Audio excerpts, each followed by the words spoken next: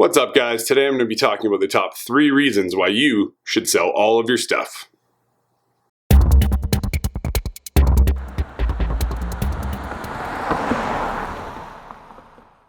The number 3 reason why you should sell all of your stuff is simply because you have way too much of it. Almost everyone has dozens of plates, knives, forks, socks, underwear, the list goes on. In almost every category of the goods that you own, you probably have too much of it.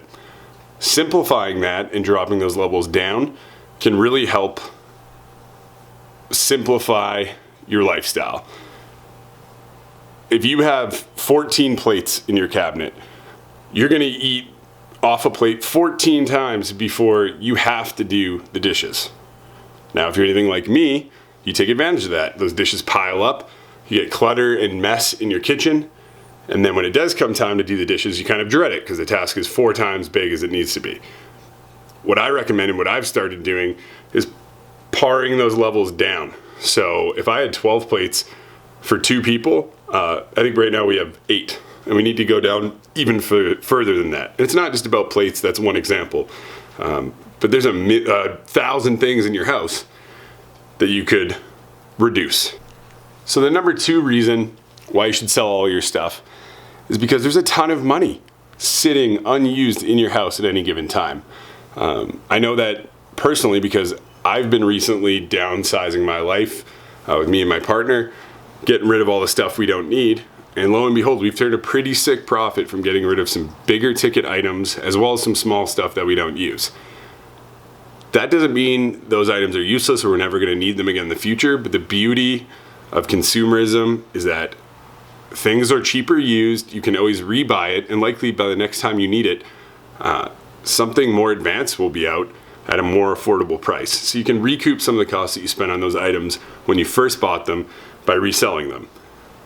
If you're Canadian, I highly suggest Kijiji. Craigslist, at least in Edmonton here, is kind of a barren ghost town. There's not much for posting. If you're in the United States, obviously Craigslist, you can get on Amazon, you can get on eBay. There's lots of resources, lots of good videos on how to sell your stuff. If you are going to sell your items, it is important that you take it seriously. So people have a brief minute to check out your item, your listing, and decide that, hey, this is something I'm interested in. You have to capture people's attention. I have quite a few tips for selling on Kijiji. I've done it fairly successfully, as well as bought a lot of items that I've wanted over time for really, really good price, including the camera that this video is being filmed on. If you know what you want, there are a lot of options on there. The market's saturated in almost every category.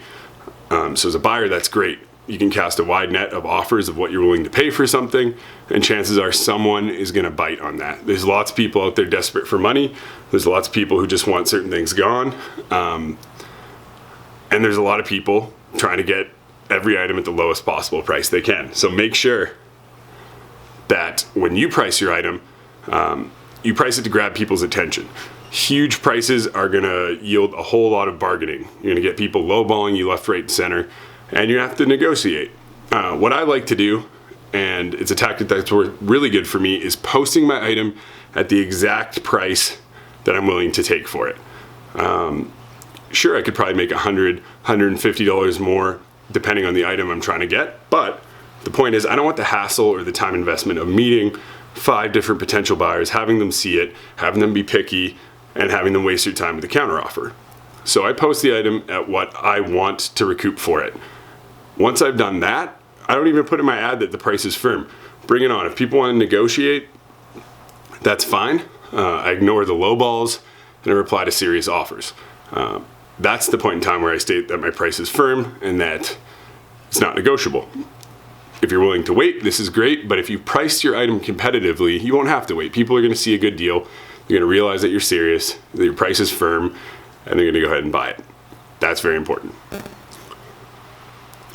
I also can't stress the importance of professional looking postings. Kijiji is not really typically a place where it's like dominated by businesses trying to sell things. It's peer-to-peer. It's people trying to sell to other people.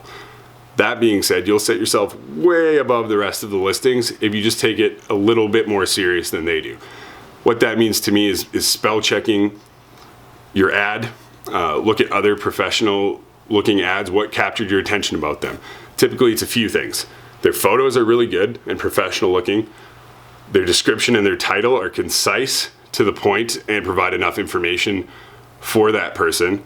And the last one is kind of, how fast they respond and in what way do they respond.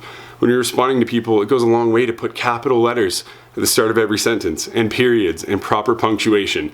Now is not the time for short form typing and kind of text speak. You want to make sure that you're coming across as a professional, because people are weary about buying off Kijiji, myself included. If you come across as a professional, you set people's expectations a little higher to take you seriously and to trust you as a buyer. That's really, really, really important. You have to capture people's attention with your ad, as well as capture their trust somehow without ever having to meet them. Eventually you will, if it's the right seller. That being said, might make a video in the future about selling your stuff tips that will work for pretty much any of the websites out there that allow you to sell your stuff, although I'm most familiar with Kijiji. Whatever you do, if you're doing stuff on Kijiji, make sure that you play it safe and you sell in a smart way. Don't meet people after dark. Don't invite people to your home unless there's other people there. Make sure you take care of your stuff. You don't necessarily want everyone to know exactly where you live. And that's not because you're going to rip them off, but you never know. They might come in to see a piece of equipment that you're selling and see all the other cool stuff that you have and decide, hey, I'm going to come back a different time and grab all this stuff. So you never know. Be careful. Give people the benefit of the doubt, but trust your instincts. The number one reason, in my opinion, why you should sell all of your stuff has really nothing to do with money, and it has nothing to do necessarily with the amount of items that you have being a concern.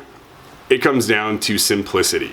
So simplicity is the number one reason why you should sell most of your stuff. I talked a bit about it in the number 3 reason why you should sell all your stuff, but I'm going to elaborate a bit more now. If you have less, you have less to take care of. Everything in your life that you have to take care of, that includes people in your life, responsibilities in your life, and possessions and things in your life, those hold some of your headspace. And in my opinion, you have a somewhat limited amount of stuff that you can cram in your head and care about and walk around with every single day. The best thing about having less stuff is that there's less to worry about. And that starts with things, when you start to kind of cleanse your life and declutter and simplify, but it spreads into every facet of your life, and you don't know how it feels until you get rid of the stuff that you don't want. I've always been the personality that can easily let go of stuff that is not needed. Some of you may have a lot of trouble, like want to hold on to things. Oh, I'm going to need this one day. I'm going to want to use this one day. Absolutely. But the resources out there now, you don't need to own it. There are tool libraries in a lot of major cities where you can go and rent a tool that you need or an item that you need. And that is an amazing idea, amazing concept. I'm really impressed that someone stepped up and made this go forward. I'm sure it's a group of people, a group effort, but very cool concept. That being said, we've just covered that there's a ton of people trying to sell their stuff. There's a ton of people trying to get it for cheap, and the markets are oversaturated. That's great if you're a buyer. Buy used stuff, but buy good stuff. If you're going to go buy a consumer product from a store, you could buy it for, the MSRP and walk away and have that item. For that same price, you could probably get a better model of whatever item you're looking for, or a better brand or a higher quality product for the same price, if not less. So if you do need something, the resources are all over the place to acquire that item. You could buy it again, and then you could sell it on eBay. Say it's a one-off item that you're only going to use once. Keep the box, open the packaging nicely, and you have a beautiful package to resell that item in the future. You don't have to hold on to every single cable and every single receipt and every single item because you might need it one day. Because that's how you walk around carrying a big bag of not actual physical stuff, but emotional baggage that comes with that. Simplify your life. Have less dishes to clean. Have less clothes to launder. If you're anything like me, you go 3 weeks sometimes, and then it's laundry day, and laundry day sucks. So your whole day, you got to do 5-6 loads of laundry between washing and drying, fold all that crap. It's awful. No one wants to do that.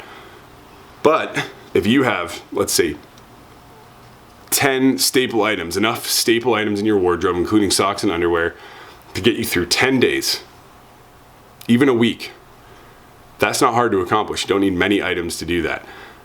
Once you get to that level, now you're only doing laundry every 10 days, but it's probably only 1 or 2 loads. It's a simple task that you've made easy because you've reduced the volume in which you have to do it. You have to do it more often, but you have to do less of it. And you'll find that you're staying on top of things a little bit more when you have less. Less dishes in your cupboard means less dishes to wash. And that's a good thing. Anything you can do to reduce the amount of time that you have to take care of your stuff is super valuable, because the number one currency that you have in this lifetime isn't money. You can always make that. It's time. You have a limited amount of time. You don't have endless time in the world. So if you spend less time focusing on taking care of the things that you have, you change your mindset into thinking that you need less, because you do need less.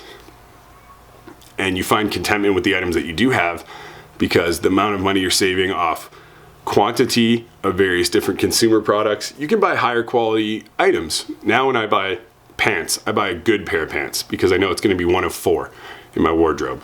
Or if I'm buying a piece of electronics, unless it's for a tiny cheap job, I really want to make sure that I buy a high quality item, because I don't want to have to rebuy that a whole bunch. And if I get sick of it, it's high quality, I can sell it, I could probably either make a profit or my money back. I've had items that I bought off Kijiji that I've carried for 6 or 7 years and resold at a profit. Just to recap, guys, top 3 reasons why you should sell all your stuff. Number 3, you just have way too much of it. Get rid of the clutter, focus on what you actually need. You don't need a cabinet full of towels, you probably need 4. 2 if you're a single person. The number 2 reason is that you have a lot of untapped money sitting around your house you could be using for other things or investing in other things instead of having an item sit on your shelf. But you can make that money work for you instead of having it sit on the shelf in the form of an item. The number 3 reason why you should sell all your stuff is there's so much freedom in having less. The headspace, the weight that you feel every day, you might not even realize you feel it. You go to work every day to pay for a box or a house or whatever you're in to live. And then the second step to that is that you fill that box or that house with all these things. And then the third step to that is a lot of those things cost money to maintain or operate. And now you're working to have this box to take care of these things. You could be working to amass savings so you could use on big ticket items or lifestyle choices or trips or whatever you want. I'm not going to tell you how to spend your money, but there's a lot more freedom both mentally and financially when you have less. If you guys like this video, please like it and subscribe to the channel if you guys like what I've talked about and you want to see more videos like it. I'm going to go into detail about my story very soon and talk to you guys about why I'm talking to you about the stuff I am. I got lots of stuff going on, and I'm definitely trying to practice what I preach and not just give you blanket advice. This is stuff I've done personally. I've done this stuff for the past 2-3 months gearing up for a big lifestyle change. I'm going to go into depth about that. But start small, guys. Take your time. You don't have to do this stuff overnight, but start looking objectively at all the stuff you have. Do you need it? What could you get rid of? And what would it feel like if you did? Check you guys in the next video.